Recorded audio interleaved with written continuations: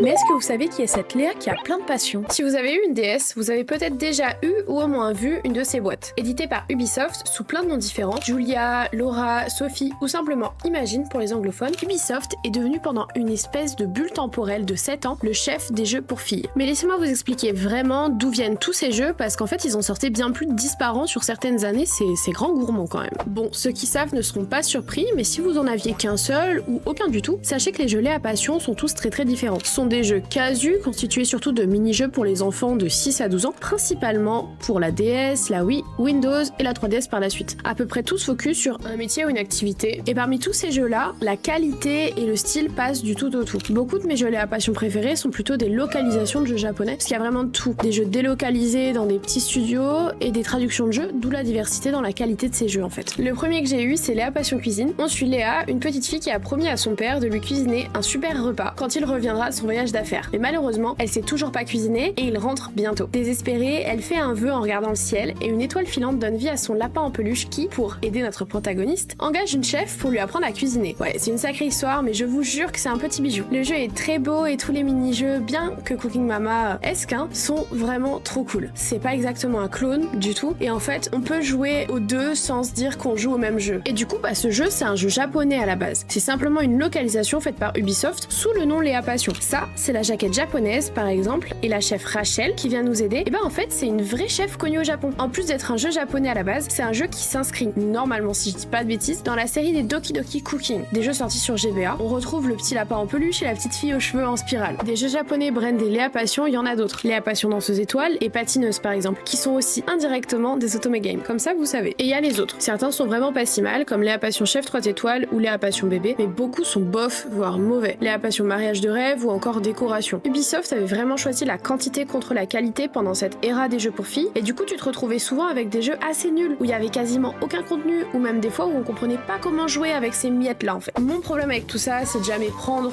au sérieux les joueuses filles et les jeunes joueuses filles, mais j'en ai fait toute une vidéo sur la maison du style, hein, donc vous pouvez aller regarder si vous voulez.